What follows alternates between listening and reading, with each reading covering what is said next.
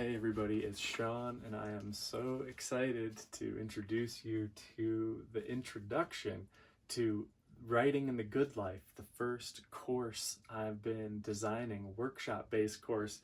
It's really about 5-6 years in the making, 2-3 years more focused attention and writing about this, and it's finally here.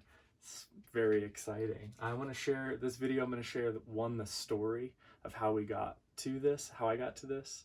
2, I'm going to basically go over the big overview of what I ended up coming to and how it basically works, the format, 7 weeks, weekly meetings, kind of how the self-structured workshop model works.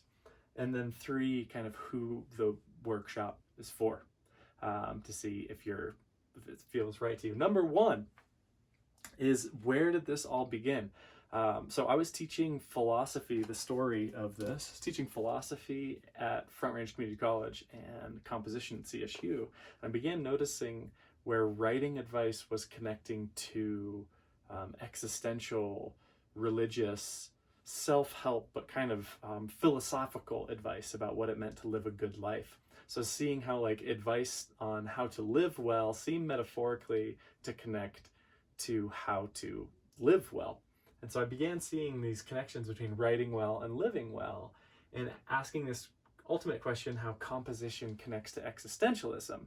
Well, interestingly, what we teach about writing well is that it all depends on the situation in which you are writing. There is no monolithic writing well outside of the situation, but there are some truths about this: above all, to thine own self be true. For example, as Zenser so beautifully puts out in Writing Well. So I started actually doing research on some of the best books about this overlap and seeing if anybody was writing on writing and living and the connection between composition and existential philosophy and pragmatism.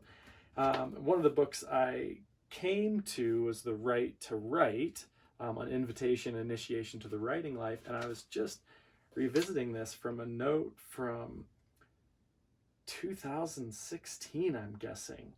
I've got this note to myself that says, I'm going to write a book based on the keys to the kingdom, listening to the Spirit to have a more enriching life, where the first step is service, then freedom, listening.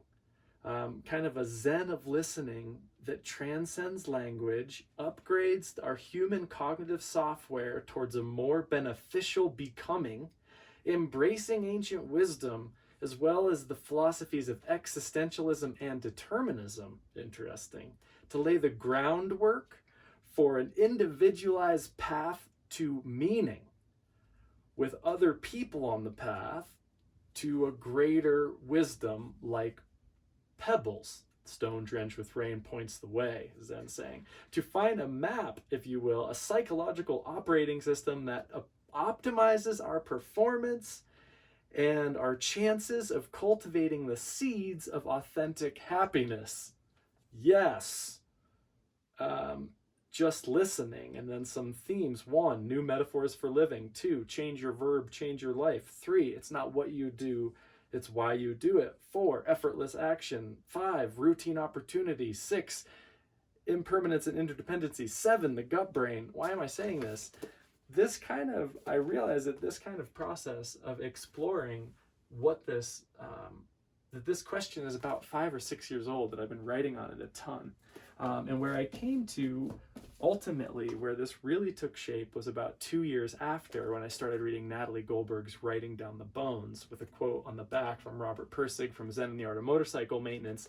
It just spoke to the Zen elements that I had wrote in this book, which is not necessarily about Zen, about how the writing practice is connected to the living practice of mindfulness and understanding our own experience. So how writing can be the practice of presence, of awareness, of mental cultivation, of the operating skills, basically what I was writing about. And I was like, this is crazy.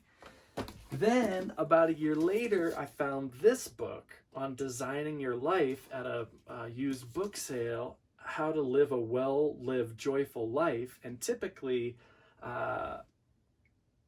it sounds a little flu-flu, woo-woo. Well-lived, joyful life. I'm kind of skeptical about these kinds of titles, but it is, life design seems interesting. I see they're Stanford design instructors that got into student advising, and that this is all about the mindsets, particularly the 5 design mindsets: curiosity, bias to action, reframing, radical collaboration, that help us design the kinds of lives we might grow into from a student advising standpoint, which has always been my favorite part of teaching. One of them is getting able to advise students in their questions and how to think about the questions. Like, it doesn't matter what you do, actually. It only matters why you do it, for example. Anyway, this book really put together this story for me of how composition, the practices of organizing, drafting, brainstorming, outlining, shaping, revising, peer editing, collaborating, really connects with existentialism, and how we are making ourselves in a project-based environment where our identities and our good life is partially a function of our projects of worth. So what we're doing that could potentially be valuable to other people is also how we write a good life. So all these lights are going off at the same time, playing with this mode and model of the wisdom workshop idea, that if we could get real groups of people in real time with a set structure and of progress, where we meet weekly and there's things that build on each other to design something, fit perfectly with the research. When I floated these workshop ideas to a lot of people, this was one of the topics that stood out as being most interesting and beneficial, as opposed to just doing pure philosophy, East and West. Some people are interested in positive psychology, East and West, which people are interested in for good reason. Studio art, also these, and music, these things that I was, music composition and business writing and thinking about those things. This is the course that ultimately came together. And I'm going to be excited to share these videos with you. It's a really powerful outline and the product of 5-6 years of excited, authentic learning. So it's a good way to start. Who is this for? Ideally, it's someone at a point of transition or potential transition. I have a bias towards working with people that don't know what they're doing. I think that's a very natural place to be, especially before you're 26, and especially at transition points, which is what I loved about this book. Kind of an audience for this book is people who are at a point where they're needing to make a big decision or design a future that they don't quite know what that is. So college grads, pre-college, people in a midlife transition, questionable, where they're wondering where that is, retirees who have gone from working to having more time. That's one group of people that I think would find this really valuable. Secondly, is people that want to improve their writing skill. Is another big part of this if you want to take it there. We look at 2 books really for style, but the style in this book is so fantastic that there is that benefit to improving your writing, getting less rusty with your writing and speaking, and using your speaking and writing to build something forward.